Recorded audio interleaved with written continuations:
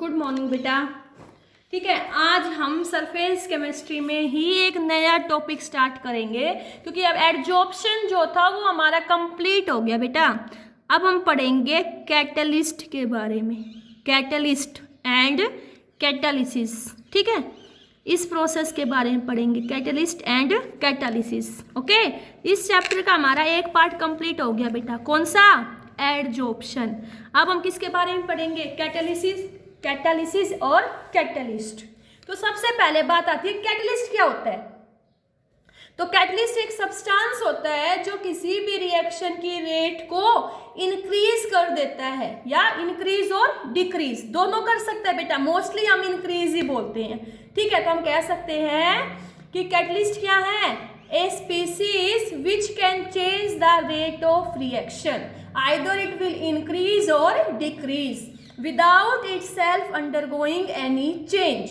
Catalyst एक ऐसा substance है जो रेट ऑफ रिएक्शन को चेंज कर देता है, लेकिन बेटा कैटलिस्ट के अंदर, खुद के अंदर ना तो कोई कंपोजिशन में चेंज होता ना मास में चेंज होता। ठीक है, तो कैटलिस्ट क्या है? कैटलिस्ट है a species which can change the rate of reaction without itself undergoing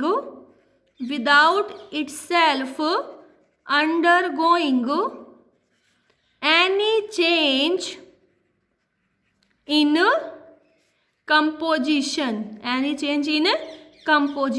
and mass। Okay, तो कैटलिस्ट क्या है बेटा? कैटलिस्ट एक सब्सटेंस है जो रेट ऑफ रिएक्शन को चेंज कर देता है, लेकिन उसकी खुद की कंपोजिशन और मास में कोई भी चेंज नहीं होता। और जो रिएक्शन कैटलिस्ट की प्रेजेंस में होगी, the reaction which are carried out by using catalyst, तो उसको हम क्या प्रोसेस को क्या बोल देंगे? कैटालिसिस। क्या बोल देंगे? कैटालिसिस। तो कैटालिसिस क्या है बेटा? देखो, कैटालिसिस, तो कैटालिसिस हमारा क्या है? The reaction which are carried by using catalyst is known as catalysis. उसको हम क्या बोलेंगे बेटा? कैटालिसिस बोलेंगे। तो बेटा जो कैटलिस्ट टर्म थी ना, कैटलिस्ट टर्म थी, it was given by a scientist Berzelius. किसने दी थी बेटा? बर्जीलियस साइंटिस्ट ने हमें कैटलिस्ट टर्म दी थी। तो कैटलिस्ट क्या है? कोई भी सब्सटेंस जो रेट ऑफ रिएक्शन को चेंज करता है विदाउट बीइंग कंज्यूम्ड, और कंज्यूम्ड नहीं होता। बेटा तुमने देखा होगा अब तक कि कोई भी रिएक्शन है उसमें हम कैटलिस्ट यूज करते हैं। ओके, तो रिएक्शन की स्टार्टिंग में जितना कैटलिस्ट लेते हैं, at the end of the reaction उतना ही कैटलिस्ट हमें वापस मिल जाता है। कैटलिस्ट की कंपोजिशन के अंदर कोई भी चेंज नहीं होता। ओके, देखो जैसे मैंने तुम्हें रिएक्शन दी, मैंने कहा डिकम्पोजिशन ऑफ पोटेशियम क्लोरेट। क्या कहा? Decomposition of potassium chlorate, KClO3। ठीक है, ये पोटेशियम क्लोरेट हमारा डिकम्पोज होगा, तो यहाँ से हमें क्या मिलेगा? KCl+O2। रिएक्शन को बैलेंस कर लो बेटा, रिएक्शन बैलेंस हो गई। ओके, अब देखो, अब इस रिएक्शन की स्पीड बहुत कम है, ये रिएक्शन बहुत धीरे धीरे हो रही है, लेकिन अगर इस रिएक्शन में हम कैटलिस्ट यूज कर दे, क्या यूज कर दे?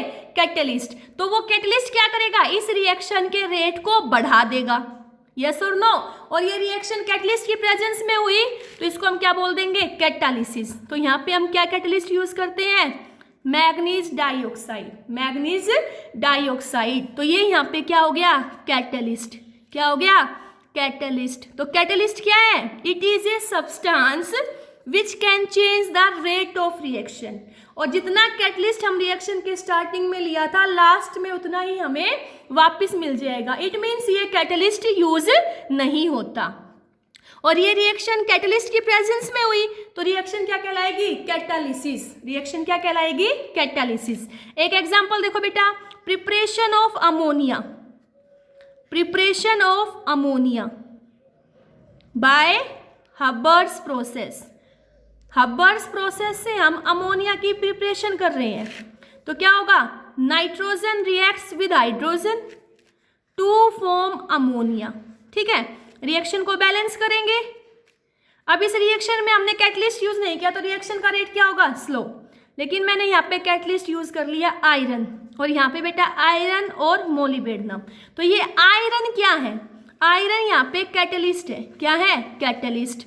और कैटलिस्ट क्या होता है, which increase the speed of reaction. Okay, और मोलिबेडनम यहाँ पे क्या है, प्रोमोटर। क्या है, प्रोमोटर। अब ये बेटा नई टर्म आ गई, प्रोमोटर। प्रोमोटर क्या होता है ये मैं तुम्हें आगे बताऊंगी। ठीक है, प्रोमोटर अभी बता देती हूँ। प्रोमोटर क्या होता है, it is a substance, it is a substance which helps the catalyst, which helps the catalyst. तो उसको हम क्या बोलते हैं, मोलिबेडनम। यहाँ पे क्या हो गया, प्रोमोटर हो गया। ओके, क्लियर हुआ ये। तो यहाँ तुम्हें पता चला कैटलिस्ट क्या होता है और कैटालिसिस क्या होती है। ओके, अब देखो बेटा, अब हम पढ़ेंगे टाइप्स ऑफ कैटलिस्ट। क्या पढ़ेंगे, टाइप्स ऑफ कैटलिस्ट। बेटा जो हमारे कैटलिस्ट होते हैं it is generally of two types, क्योंकि अभी मैंने तुम्हें बताया कि कैटलिस्ट क्या है, कैटलिस्ट एक सब्सटेंस है जो रेट ऑफ रिएक्शन को चेंज करते हैं। यही बताया था ना बेटा, यस और नो। तो हम कहेंगे कि जो कैटलिस्ट है वो दो प्रकार के होते हैं बेटा। एक को हम बोलते हैं पॉजिटिव कैटलिस्ट, क्या बोलेंगे, पॉजिटिव कैटलिस्ट।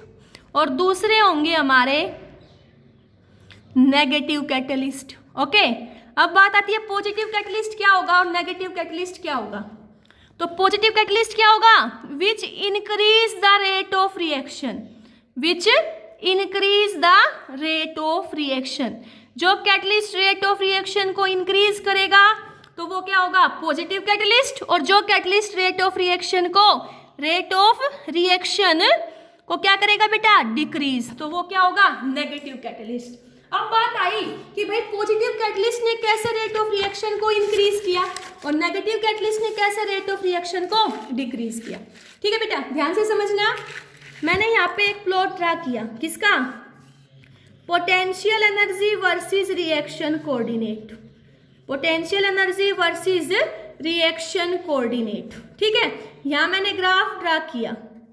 तो ये हमारे रिएक्टेंट की एनर्जी थी और ये प्रोडक्ट की एनर्जी थी। ठीक है, तो इस रिएक्टेंट को एक्टिवेटेड कॉम्प्लेक्स तक जाने के लिए जो एनर्जी चाहिए वो क्या थी, एक्टिवेशन एनर्जी। अब इसके अंदर मैंने कैटलिस्ट यूज किया। क्या यूज किया, कैटलिस्ट। और कैसा कैटलिस्ट यूज किया बेटा, पॉजिटिव कैटलिस्ट। कैसा कैटलिस्ट यूज किया, पॉजिटिव कैटलिस्ट।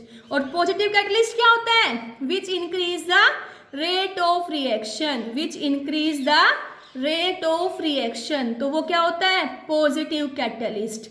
अब बात आती है positive catalyst rate of reaction को कैसे इंक्रीज करेगा। बेटा हमने केमिकल काइनेटिक्स में भी पढ़ा था, कैसे इंक्रीज करेगा, ये कैटलिस्ट एक अल्टरनेट पाथ क्रिएट कर देता है, alternate path of lower activation energy. ध्यान आया, क्या कर देगा, it will create an alternate pathway of lower activation energy. देखो कैटलिस्ट यूज नहीं किया तो इस प्रोसेस के लिए इतनी एक्टिवेशन एनर्जी चाहिए, तो ये क्या है बेटा, activation energy without catalyst, without catalyst. Okay, अब उस रिएक्शन में हमने पॉजिटिव कैटलिस्ट यूज कर लिया, तो पॉजिटिव कैटलिस्ट क्या करेगा, एक्टिवेशन एनर्जी के बैरियर को कम कर देगा। तो ये क्या है, activation energy with catalyst, with catalyst. पहले इतनी एनर्जी चाहिए थी, अब इतनी चाहिए, तो ये क्या हो गया बेटा, ये हमारे पास हो गया डिक्रीज इन एक्टिवेशन एनर्जी। क्या हो गया, डिक्रीज इन एक्टिवेशन एनर्जी। अब हमें ये भी पता चल गया कि पॉजिटिव कैटलिस्ट कैसे काम करेगा। हम क्या कहेंगे, positive catalyst increase the rate of reaction, increase the rate of reaction by decreasing the magnitude of activation energy। Positive catalyst rate of reaction को इंक्रीज करता है भाई, कैसे इंक्रीज करेगा, by decreasing the magnitude of activation energy. ठीक है, अब positive catalyst का एग्जांपल देखो। अभी हमने पढ़ा था बेटा preparation of ammonia, preparation of ammonia by Haber process, yes और no? Preparation of ammonia by Haber process क्या था? Nitrogen gas reacts with hydrogen gas to form ammonia gas. तो यहाँ पे हमने क्या कैटलिस्ट यूज किया था? आयरन। क्या? आयरन। तो आयरन क्या है? पॉजिटिव कैटलिस्ट है। ये क्या करेगा? इस रिएक्शन के रेट को इंक्रीज करेगा। भाई कैसे इंक्रीज करेगा? By decreasing the activation energy, activation energy को डिक्रीज करके। ठीक है, एक एग्जांपल और देख लो। Oxidation of sulphur dioxide, oxidation of sulphur dioxide to sulphur trioxide. ठीक है, सल्फर ट्राइऑक्साइड मीन्स SO2 का ऑक्सीडेशन करना, means addition of oxygen to give sulphur trioxide. तो यहाँ पे कौन सा कैटलिस्ट यूज होता है बेटा? NO, nitric oxide. तो ये कैसा कैटलिस्ट है? पॉजिटिव कैटलिस्ट है। पॉजिटिव कैटलिस्ट है, it means it will increase the rate of reaction. अब positive catalyst rate of reaction को कैसे इंक्रीज करता है? By decreasing the magnitude of activation energy, by decreasing the magnitude of activation energy. Okay, दूसरा हमने कौन सा कैटलिस्ट पढ़ा था? दूसरा हमने पढ़ा था नेगेटिव कैटलिस्ट। ओके, तो नेगेटिव कैटलिस्ट क्या था? The catalyst which decrease the rate of reaction, जो रेट ऑफ रिएक्शन को क्या कर दे? डिक्रीज कर दे, उनको क्या बोलते हैं? Negative catalyst. क्या बोलेंगे बेटा? Negative catalyst. देखो बेटा कैसे कहेंगे कि भाई ये नेगेटिव कैटलिस्ट है। हम यहाँ पे भी ग्राफ ड्रा करेंगे। किसका? Potential energy versus reaction coordinate, potential energy versus reaction coordinate. तो देखो बेटा, ये रिएक्टेंट की एनर्जी, ये प्रोडक्ट, ये रिएक्टेंट। ठीक है, हमने कोई भी कैटलिस्ट यूज नहीं किया, तो इस रिएक्शन के लिए हमारी ये एक्टिवेशन एनर्जी आई।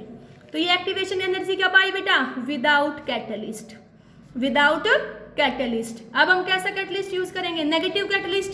तो नेगेटिव कैटलिस्ट क्या करेगा? It will increase the activation energy, ये एक्टिवेशन एनर्जी के बैरियर को इंक्रीज कर देगा। तो ये एक्टिवेशन एनर्जी कब आई? Activation energy with catalyst. तो ये नेगेटिव कैटलिस्ट ने क्या किया? It will increase the activation energy, इसने एक्टिवेशन एनर्जी को बढ़ा दिया। अब एक्टिवेशन एनर्जी बढ़ गई, मीन्स उस रिएक्शन को एक्टिवेटेड कॉम्प्लेक्स में कन्वर्ट होने के लिए अब ज्यादा एनर्जी चाहिए।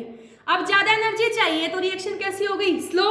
तो उसने रेट ऑफ रिएक्शन को क्या कर दिया? डिक्रीज कर दिया। ठीक है, तो अब यहाँ पे क्या कहेंगे? नेगेटिव कैटलिस्ट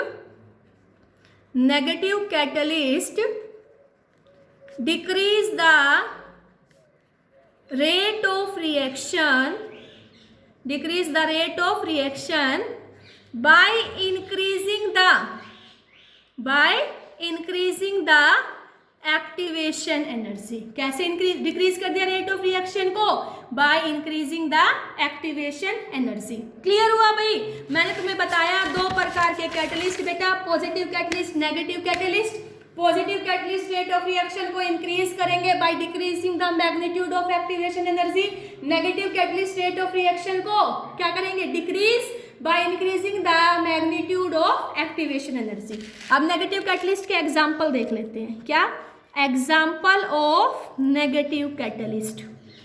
ठीक है, तो फर्स्ट एग्जांपल देखो बेटा, decomposition of hydrogen peroxide, decomposition of hydrogen peroxide.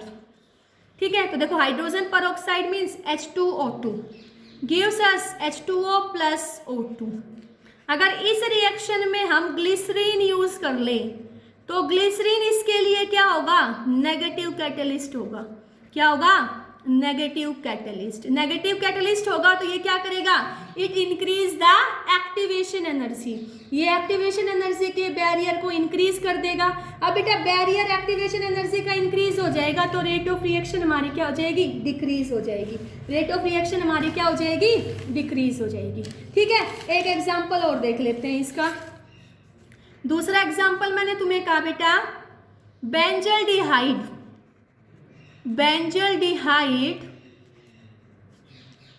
on oxidation, gives benzoic acid gives benzoic acid. But when we use negative catalyst, क्या कैटलिस्ट, नेगेटिव कैटलिस्ट का नाम डाइफिनाइल अमीन, क्या यूज कर लें, डाइफिनाइल अमीन, तो ये क्या कर देगा, it will decrease the rate of reaction. क्यों, क्योंकि ये नेगेटिव कैटलिस्ट है, नेगेटिव कैटलिस्ट है बेटा, इसलिए क्या हो जाएगा, मैग्नीट्यूड एक्टिवेशन एनर्जी का बढ़ जाएगा और rate of reaction decrease. Benzaldehyde क्या होता है बेटा, C6H5CHO, ऑक्सीडेशन मीन्स ऑक्सीजन, तो यहाँ से क्या मिल रहा है, बेंजोइक एसिड, और हमने कैटलिस्ट क्या यूज किया, डाइफिनाइल अमीन। कैसा कैटलिस्ट था, नेगेटिव कैटलिस्ट, नेगेटिव कैटलिस्ट तो क्या करेगा, रेट ऑफ रिएक्शन को डिक्रीज करेगा। क्यों डिक्रीज करेगा, क्योंकि मैग्नीट्यूड ऑफ एक्टिवेशन एनर्जी क्या हो गया, इंक्रीज हो गया। ठीक है, क्लियर हुआ ये। अब हमने कैटालिसिस पढ़ा था, क्या कैटालिसिस, कैटालिसिस क्या था, the substance which influence the rate of reaction without being consumed, yes और नो। मैंने बताया था जो रिएक्शन कैटलिस्ट की प्रेजेंस में हो उसको हम क्या बोलते हैं, कैटालिसिस। ठीक है, तो अब हम देखेंगे कि जो कैटालिसिस है it is of two types. एक को हम बोलेंगे होमोजीनियस कैटालिसिस, क्या बोलेंगे बेटा, होमोजीनियस कैटालिसिस, और दूसरा होगा हमारा हेट्रोजीनस कैटालिसिस। ओके, बहुत इंपॉर्टेंट है बेटा, दोनों में डिफरेंस बताना चाहिए विद एग्जांपल, होमोजीनियस कैटालिसिस और हेट्रोजीनियस कैटालिसिस। होमोजीनियस कैटालिसिस क्या होगा बेटा, the reaction in which catalyst and the reactant, ध्यान से सुनना बेटा मैं क्या बोल रही हूँ।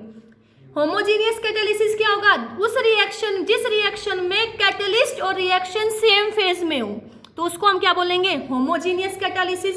हेट्रोजीनियस कैटालिसिस क्या होगा, the reaction in which catalyst and reactant are in different phase. मैंने बोला कैटलिस्ट और रिएक्टेंट। ओके, अगर हमारे कैटलिस्ट और रिएक्टेंट सेम फेज में होंगे तो होमोजीनियस, और कैटलिस्ट और रिएक्टेंट अलग फेज में होंगे तो हेट्रोजीनियस कैटालिसिस। ओके, तो सबसे पहले हम पढ़ेंगे होमोजीनियस कैटालिसिस। होमोजीनियस कैटालिसिस क्या होगा, द रिएक्शन in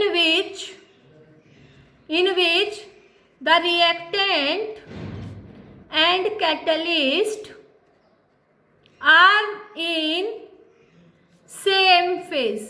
ओके, जिस रिएक्शन में कैटलिस्ट और रिएक्टेंट हमारे सेम फेज में हो तो उसको हम क्या बोलेंगे, homogeneous catalysis, homogeneous catalysis. Example देखो बेटा इसको, जैसे मैंने कहा sulphur dioxide, example sulphur dioxide gas on oxidation gives us sulphur trioxide gas. ठीक है बेटा, ये रिएक्शन कौन से कैटलिस्ट की प्रेजेंस में होती है, नाइट्रिक ऑक्साइड, वो भी किस फॉर्म में, गैस। तो यहाँ देखो दोनों रिएक्टेंट और कैटलिस्ट हमारा सेम फेज में है, तो इसको हम क्या बोलेंगे, होमोजीनियस कैटालिसिस। क्या बोलेंगे, होमोजीनियस कैटालिसिस। दूसरा देखो, oxidation of carbon monoxide, oxidation of carbon monoxide in presence of nitric oxide. तो ये नाइट्रिक ऑक्साइड क्या हो गया यहाँ पे, कैटलिस्ट। क्या हो गया बेटा, कैटलिस्ट हो गया। तो देखो carbon monoxide CO, oxidation oxygen, तो carbon monoxide gas, oxygen gas, और यहाँ से क्या मिलेगा हमें, यहाँ से मिलेगा CO2, वो भी क्या है, गैस। लेकिन हमें सिर्फ किसको देखना है, रिएक्टेंट को और कैटलिस्ट को। तो यहाँ पे देखो बेटा हमारा रिएक्टेंट और कैटलिस्ट क्या है, सेम फेज में, तो ये क्या होगा, होमोजीनियस कैटालिसिस। ठीक है, अब हम पढ़ेंगे हेट्रोजीनियस कैटालिसिस। तो हेट्रोजीनियस कैटालिसिस क्या होगा, the reaction in which catalyst and reactant are present in different phase। बेटा जिस रिएक्शन में कैटलिस्ट और रिएक्टेंट क्या हो, अलग अलग फेज में, तो उसको हम क्या बोलेंगे, हेट्रोजीनियस कैटालिसिस। ओके, क्लियर हुआ ये। देखो कैसे, जैसे मैंने तुम्हें कहा बेटा, synthesis synthesis of methanol, synthesis of methanol from carbon monoxide, synthesis of methanol from carbon monoxide। देखो बेटा, कार्बन मोनोऑक्साइड गैस है, ये रिएक्ट करेगी हाइड्रोजन गैस से, तो यहाँ से हमें मिथेनॉल CH3OH मिलेगा। अब यहाँ देखो बेटा, इस रिएक्शन में कैटलिस्ट होता है ZnOCr2O3, zinc oxide in presence of chromium trioxide. ये कैसा होता है? सॉलिड। कैसा? सॉलिड। तो यहाँ देखो बेटा, रिएक्टेंट गैस में और हमारा कैटलिस्ट किस में है? सॉलिड फेज में। तो ये क्या हो गया? Heterogeneous catalysis. क्या हो गया? Heterogeneous catalysis. क्या बताया बेटा मैंने तुम्हें? Heterogeneous catalysis.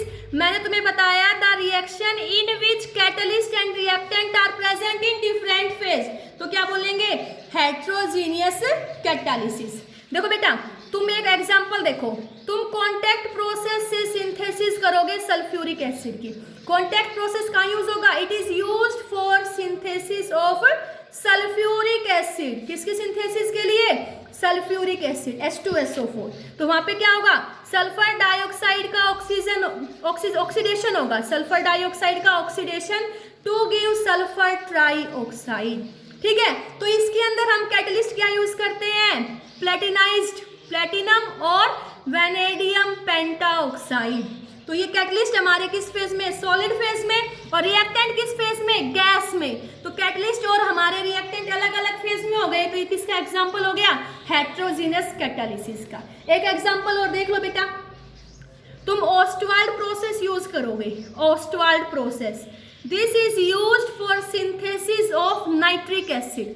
This process is used for synthesis of nitric acid. Okay, तो यहां देखो क्या होगा, तुम कहते हो 4 N ammonia gas reacts with oxygen gas to give nitric oxide plus water, to give nitric oxide plus water. ठीक है, तो यहां देखो, यहाँ पे हम कैटलिस्ट यूज करते हैं प्लेटिनम। क्या? प्लेटिनम। तो रिएक्टेंट गैस में, प्रोडक्ट कौन सी फेज में? सॉलिड में। तो ये भी किसका एग्जांपल हो गया? हेट्रोजीनियस कैटालिसिस का। भाई बहुत इंपॉर्टेंट, भूल रहे हैं हम। क्या? हबर प्रोसेस, यस और no, which is used in the preparation of ammonia. क्या होता है इसमें? Nitrogen gas reacts with hydrogen gas to give ammonia. और यहाँ पे कैटलिस्ट क्या यूज करते हैं? आयरन। तो यहाँ देखो, रिएक्टेंट गैस फेज में और कैटलिस्ट सॉलिड। तो ये किसका एग्जांपल है? हेट्रोजीनियस कैटालिसिस का। ठीक है बेटा, क्लियर हो गया होगा। तो मैंने तुम्हें बताया catalysis is of 2 types, homogeneous and heterogeneous. Homogeneous catalysis means when the catalyst and the reactant are in same phase, तो क्या बोलेंगे? Homogeneous catalysis। and when the catalyst and reactant are present in different phase, तो क्या बोलेंगे? Heterogeneous catalysis। Clear हुआ ये? Okay, thank you.